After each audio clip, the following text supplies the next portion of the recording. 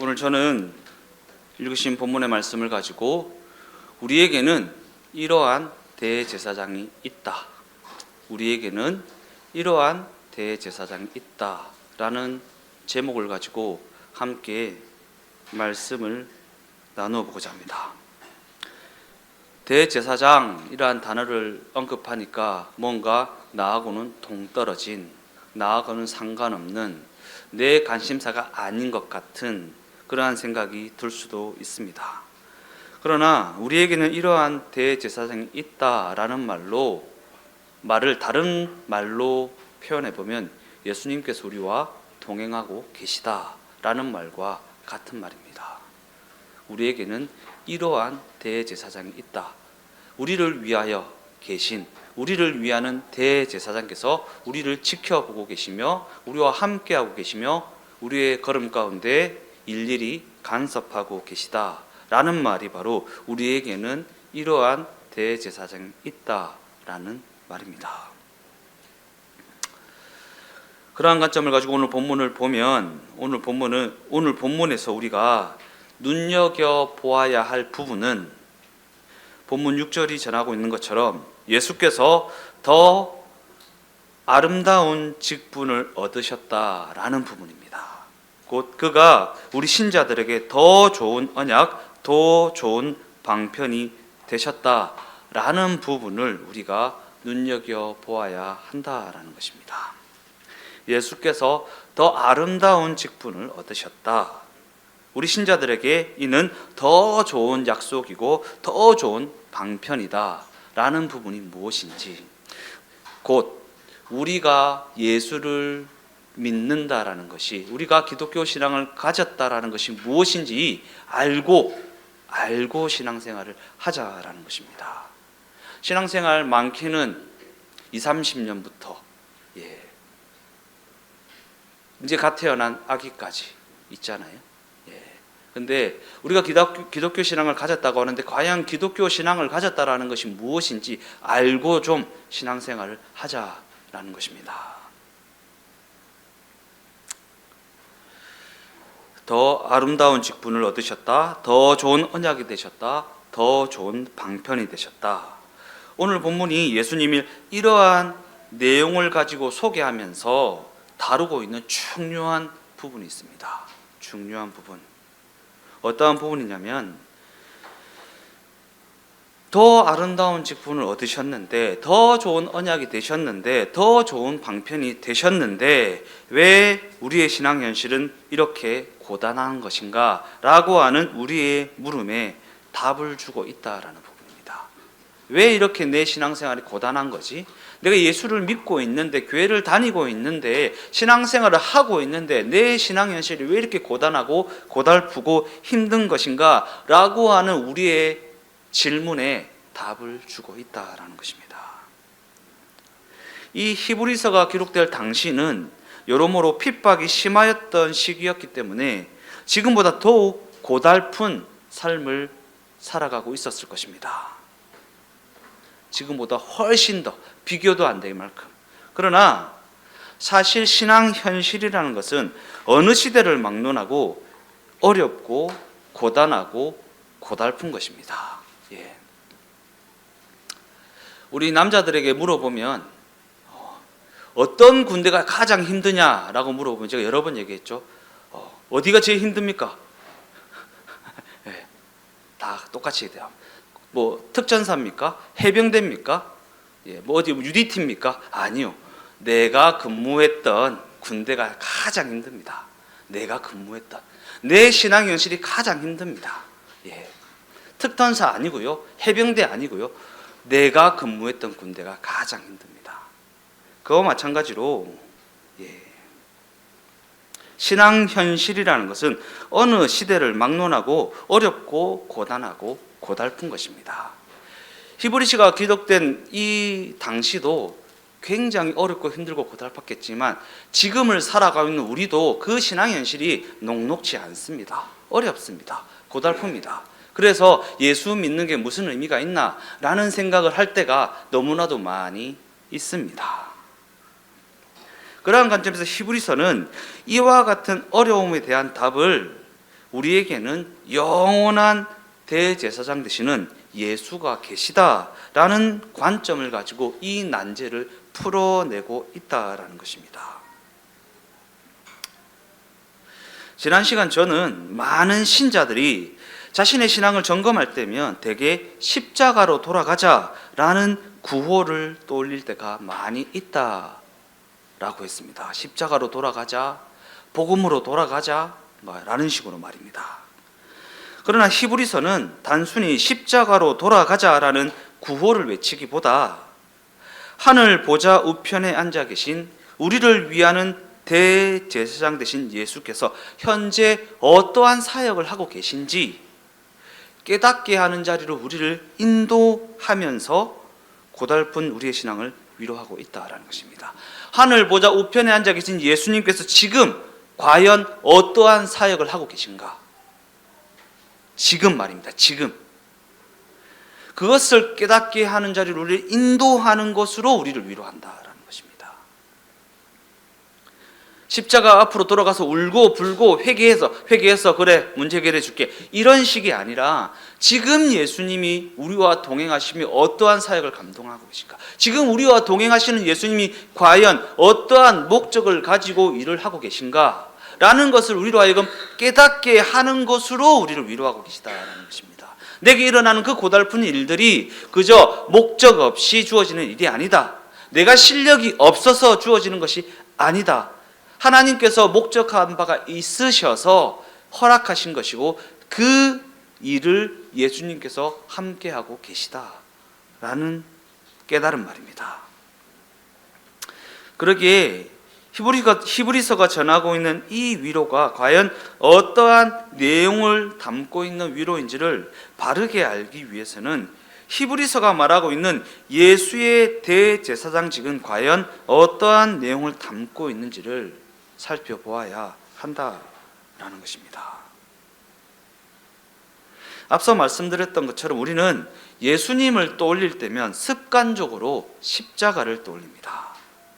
그저 십자가 앞으로만 돌아가려고만 합니다. 십자가 앞에서 울고 불고 회개하는 행위를 통해서 문제 해결해 주십시오. 라는 식으로 말입니다.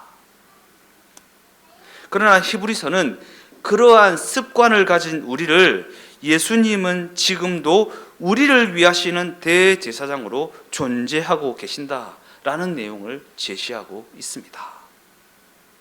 이는 예수를 믿고 난 이후의 신앙 현실에서 우리가 스스로를 격려하고 스스로를 위로하는 지점이 십자가이기보다 예수의 대제사장직에 있어야 한다라는 것입니다.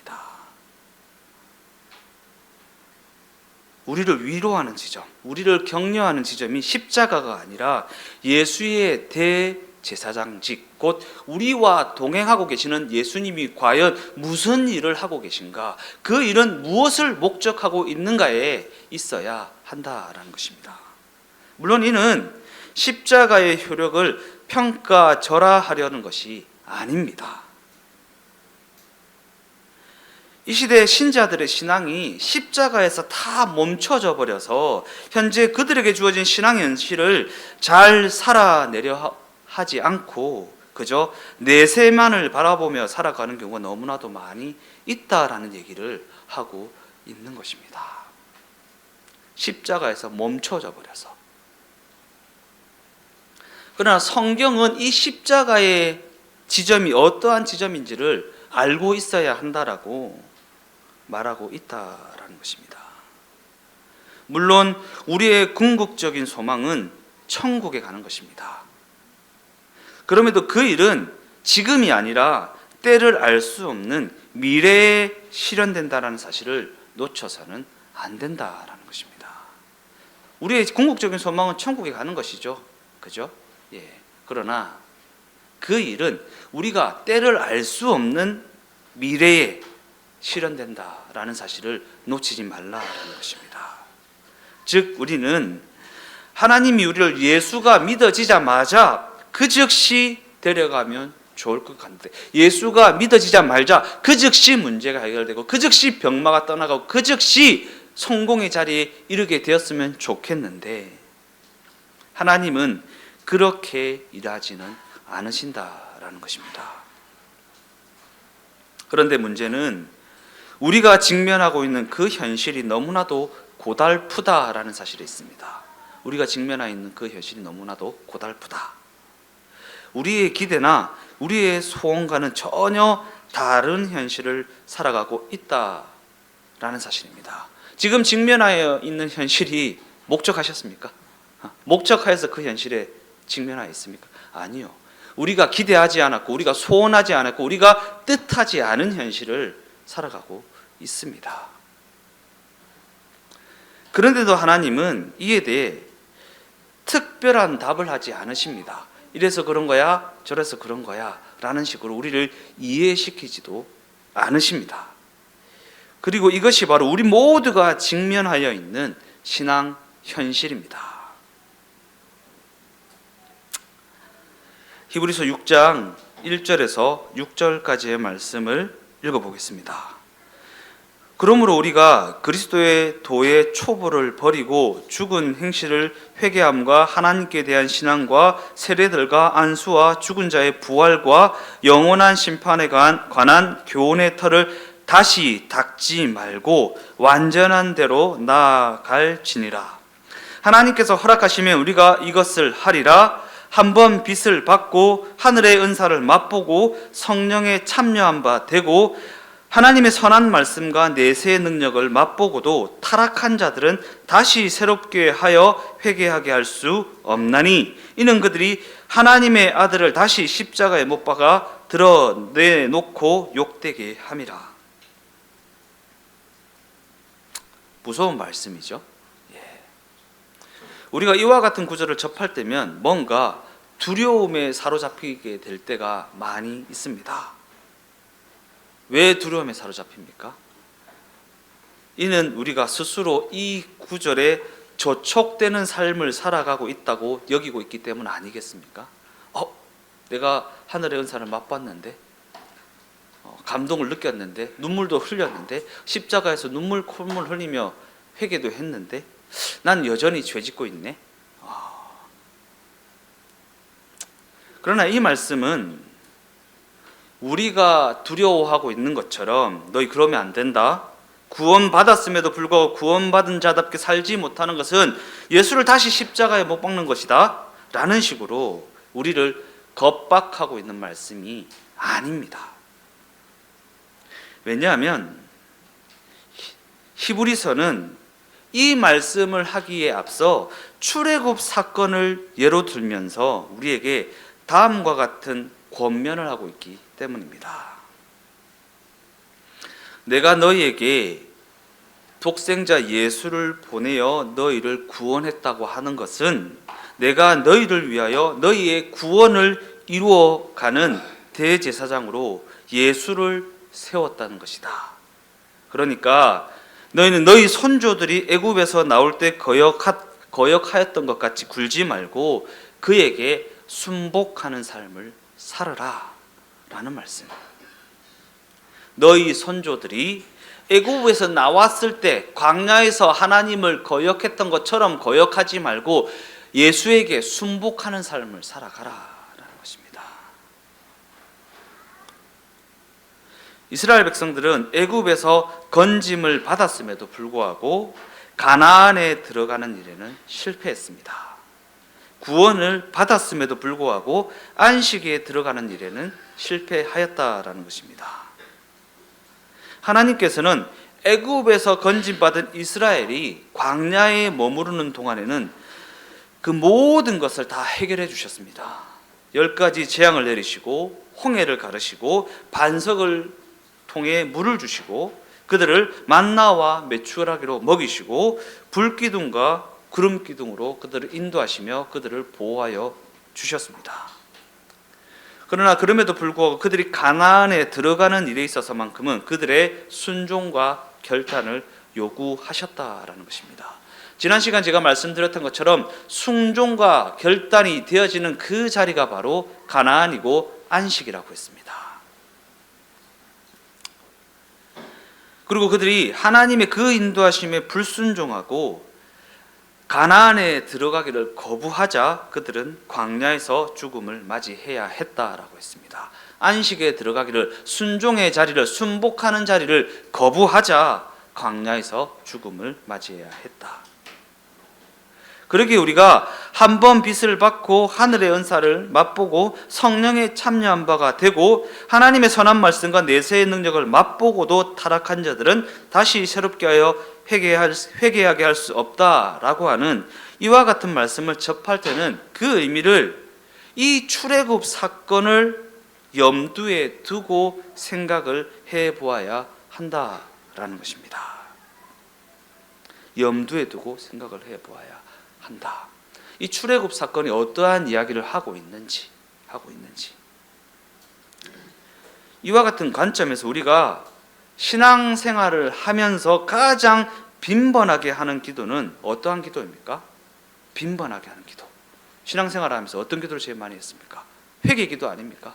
회개기도. 그와 같은 회개기도는 과연 왜 하는 것입니까? 왜 회개기도를 하는 것입니까? 자신의 신앙 현실이 뭔가 변수에 부딪히고 뭔가 생각처럼 되지 않아서이지 않습니까? 자신의 신앙 현실이 뭔가 변수에 예상치도 못한 변수에 부딪히고 생각처럼 되지 않고 어렵고 고달프고 힘들어서지 않으십니까? 내가 하나님 앞에 죄를 지어서 그런가? 내가 잘못 선택해서 그런가? 내가 무슨 죄가 많아서 이렇게 힘들지? 회개해야 되겠다 라는 식으로 회개의 자리에 나가게 되지 않습니까? 물론 신자들이 자신의 신앙이 신자답지 못하다는 반성해서 하는 회개기도는 필요한 부분이기도 합니다. 그러나 그럴 때마다 매번 십자가로 돌아가고 구약 출애굽 사건으로 다시 되돌아가서는 안 된다라는 것입니다. 더 나아가 지금 히브리서가 지적하고 있는 부분이 바로 이와 같은 부분이기 때문입니다. 나는 너희를 궁극적으로 가나안에 들어가게 하려고 구원을 했는데 왜 너희는 자꾸 뒤돌아보며 출애굽 사건으로 되돌아가려고 하는 것인가? 애굽으로 되돌아가려고 하는 것인가? 이스라엘 백성들이 애굽으로 돌아가는 게 낫겠다라고 외치며 애굽으로 돌아가려고 했던 것처럼 너희 선조들이 광야에서 하나님을 거역하였던 것처럼 왜 너희는 자꾸 십자가로 돌아가서 울고 불며 회개하려고만 하느냐? 히브리서는 지금 신자들을 향해 이와 같은 지적을 하고 있다라는 것입니다. 히브리서 10장 11절에서 18절까지의 말씀을 읽어보겠습니다. 제사장마다 매일 서서 섬기며 자주 같은 제사를 드리되 이 제사는 언제나 죄를 없게 하지 못하거니와 오직 그리스도는 죄를 위하여 한 영원한 제사를 드리시고 하나님 우편에 앉으사 그 후에 자기 원수들을 자기 발등상이 되게 하실 때까지 기다리시나니 그가 거룩하게 된 자들을 한 번의 제사로 영원히 온전하게 하셨느니라. 또한 성령이 우리에게 증언하시되 주께서 이르시되 그날 후로는 그들과 맺을 언약이 이것이라 하시고 내 법을 그들의 마음에 두고 그들의 생각에 기록하리라 하신 후에 또 그들의 죄와 그들의 불법을 내가 다시 기억하지 아니하리라 하셨으니 이것들을 사하셨은즉 다시 죄를 위하여 제사 드릴 것이 없느니라. 여기서 우리는 마지막 부분을 이렇게 읽어야 합니다. 다시 죄를 위하여 회개할 것이 없다. 왜냐하면 이는 이미 완료된 일이기 때문이다. 과연 무엇이 완료되었다는 것입니까? 죄의 문제를 해결하는 일이 이미 완료되었다는 것입니다. 아니 계속 죄를 짓고 있는데 어떻게 이미 완료되었다는 것입니까? 거듭 강조하는 부분이지만 성경이 말하는 죄는 윤리 도덕적 타락이 아니라 하나님과의 관계에서 이탈된 상태를 의미한다라고 했습니다. 하나님과의 관계가 끊어진 상태를 죄라고 말하는 것입니다. 하나님의 부재, 하나님이 없는 상태, 그것이 죄라고 했습니다. 그러기에 하나님과 우리의 관계는 십자가 사건으로 말미암아 이미 결정이 났는데, 회복이 되어졌는데, 이는 우리의 신분과 운명이 그렇게 결정된 관계로 이미 영원히 고정되어 있다라는 의미입니다. 그러니까 다시 회개의 자리로, 다시 십자가 앞으로 가지 말라라는 것입니다. 우리로 하여금 십자가 앞에 나아가지 않게 하시려고 예수님께서 십자가를 지셨다라는 얘기입니다. 그러면 이제 무슨 일이 남은 것입니까? 예수님께서 대제사장직을 계속적으로 감당하는 일이 남아 있습니다. 십자가로 구원한 당신의 백성들을 영광의 자리에 이르게 하는 일이 남아 있다. 안식의 자리에 들어가게 하는 일이 남아 있다라는 것입니다. 이 지점에서 앞서 언급한 출애굽 사건을 다시 한번 떠올려 보겠습니다. 출애굽 사건에서 이스라엘 백성들이 실패한 부분은 과연 어떠한 부분인가? 출애굽 사건에서 이스라엘 백성들이 실패한 부분, 더 나아가 그들이 계속적으로 거부했던 영역은 과연 어떠한 영역인가? 그들은 진정한 자유인이 되는 부분을 실패하였습니다. 진정으로 자유를 누리며 살아가는 부분에 실패하였다. 그리고 그 자유가 부여하는 그 책임을 감당하는 영역을 거부하였다. 책임을 감당하는 영역을 거부하였다. 즉, 이는 허락된 자유가 요구하는 책임 있는 걸음을 걸어내는 것을 외면하였다라는 것입니다. 십자가 앞에서 회개할 테니까 그 걸음을 걷는 거 열애해 주세요. 내 현실의 삶을 신자답게 살아내는 거 열애해 주세요. 십자가 앞에 무릎 꿇고 빌게요, 하나님. 그것 좀 열애시켜 주세요.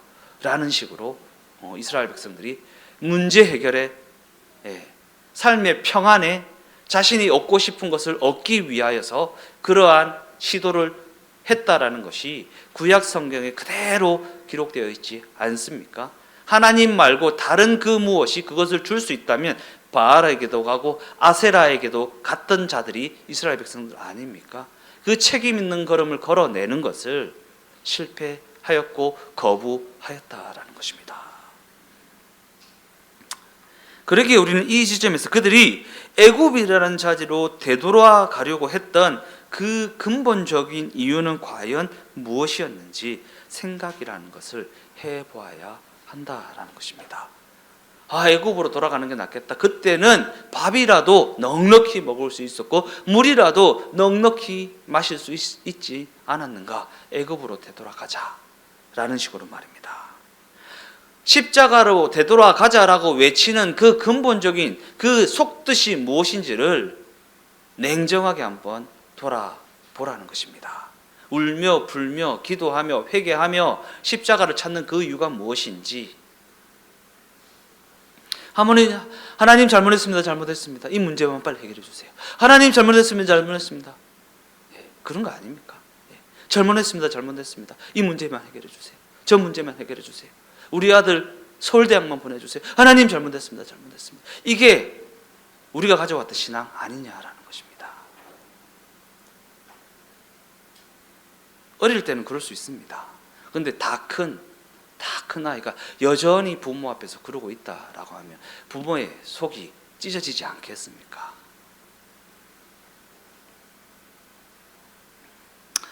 결론적으로 하나님은 우리를 당신의 자녀답게 만들어 가시기 위해서 우리에게 정답을 외우라는 식으로 일하지 않으십니다. 정답을 외우라는 식으로 일하지 않으신다. 우리 유경자매가 처음 우리 주동행교회에 왔을 때 그런 얘기를 하더라고요. 그 전에 신앙생활이 참 쉽고 편리했다. 뭐가 편리했냐? 2시간 기도, 성경 몇 장, 봉사, 헌신, 헌금, 11조 이런 것만 하면 됐다. 근데 주동행교회에 오니까 현실을 예수 믿는 자답게 살아보라고 자꾸 강조하시는데 참 모호하다.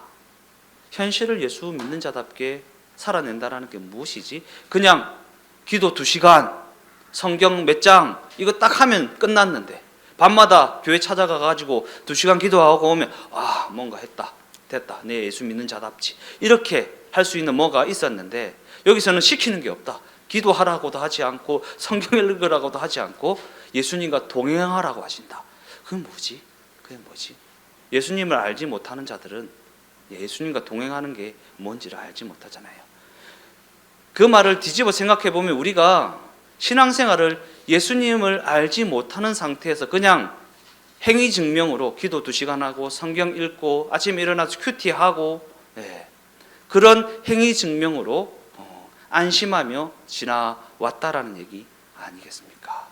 예수님과 관계하며 그분과 동행하며 그분의 뜻을 분별하며 그분의 눈치도 보며 그분이 무엇을 원하시는지 무엇을 싫어하시는지 그분의 눈치도 봐가면서 그분과 관계에 맺어가면서 신앙생활을 해나가야 한다라는 것입니다. 그러게 하나님은 우리를 하나님의 자녀답게 만들어 가시는 그 일을 위하여 우리에게 정답을 외우라는 식으로 일하지 않으십니다. 그 현실을 직접 살아보라고 말씀하십니다. 직접 살아보라. 그런 관점에서 우리가 겁을 먹고 있는 그 신앙 현실은 하나님이 우리에게 하나님의 자녀다움을 갖추어 나가라고 허락하신 시간이고 기회입니다. 하나님의 자녀다워지는 시간, 하나님의 자녀다워지는 기회. 이는 책임 있는 반응을 보여야 하는 그와 같은 시간이고 그와 같은 기회인데 지금 자신이 직면하여 있는 그 자리가 어떠한 자리인지를 알지 못하니까 십자가로 돌아가 울고 불고 부르짖는 그러한 어리석음을 애굽으로 돌아가자 라는 식으로 그 어리석음을 반복적으로 범하게 되는 것입니다.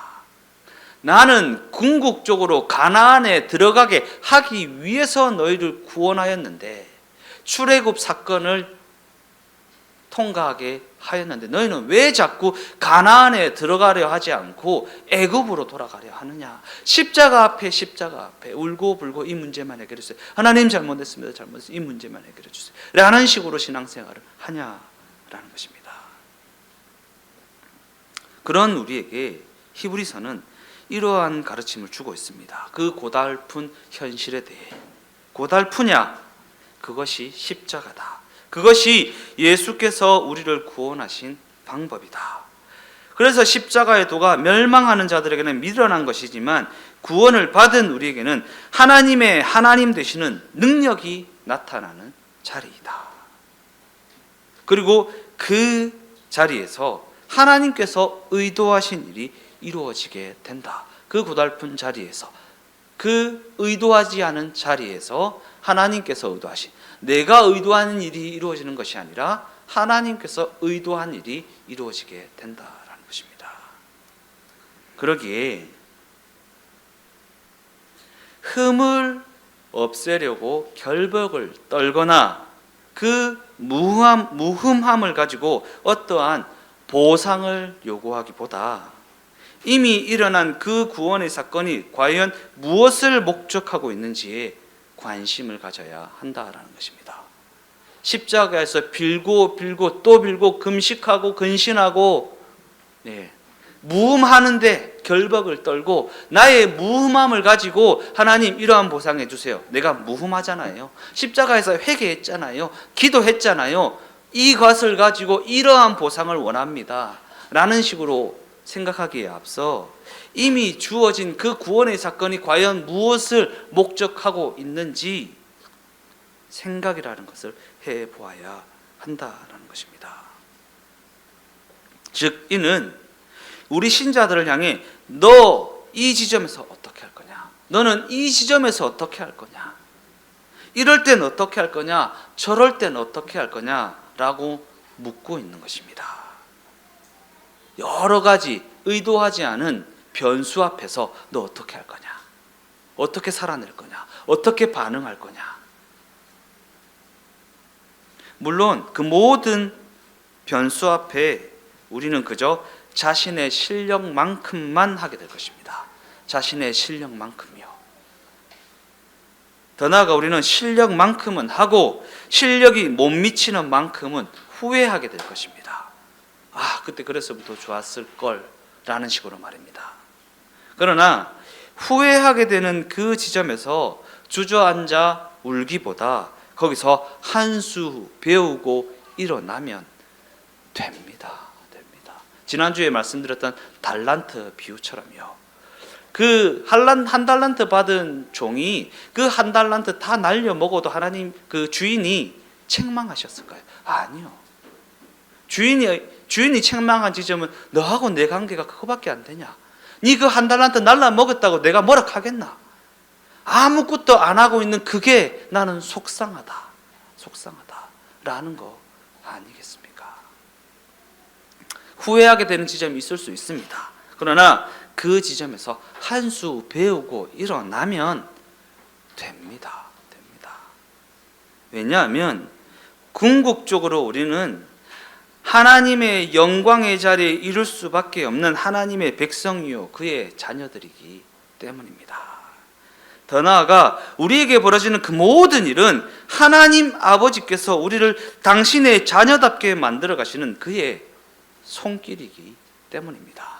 그러니까 현실에서 일어나는 일들을 두려워하지 마십시오.